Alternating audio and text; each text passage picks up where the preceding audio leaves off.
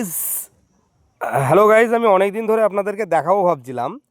আমার এয়ারটেলে 60 দিনকার প্যাক অ্যাক্টিভেট আছে এবং তাতে এটা দেখানো হয়েছে যে আমার কলার টিউন ফ্রি, ঠিক আছে।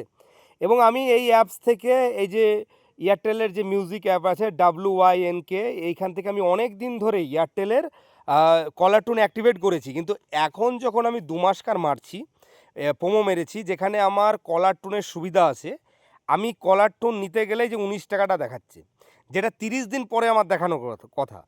প্লাস প্রায় দিনই আমি যখন মানে একটা ধরুন 60 দিনের মারছি কি 28 দিনের মারছি, ঠিক আছে, বা 90 দিনের মারছি, খুবই তাড়াতাড়ি মনে হচ্ছে ডেট ওভার হয়ে যাচ্ছে।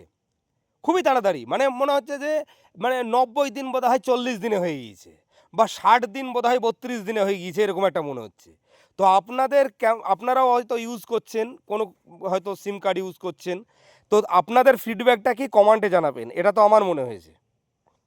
দেখাচ্ছি আপনাদের, দাঁড়ান, এই দেখুন, এই যে এখানে অপশান দিচ্ছে গুগল পে, মানে 19 টাকাটা কাটবে, তারপরে আমার কলার টিউনটা লাগিয়ে দেবে।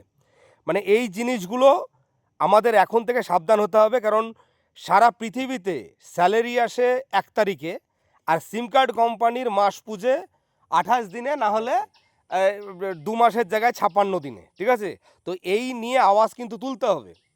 আমরা স্যালারি পাবো 1 মাস যাওয়ার পরে, আর মানে সিম কার্ড কোম্পানি 1 মাস বলে 28 দিনে শেষ করে দিবে, আর 2 মাস বলে 56 দিনে শেষ করে দিবে, এটা তো হবে না। এবং এখন তো 56 দিনই না, দেখছি হয়তো 45 দিনে কি 47 দিনে আউট করে দিচ্ছে। কমেন্টে জানাবে।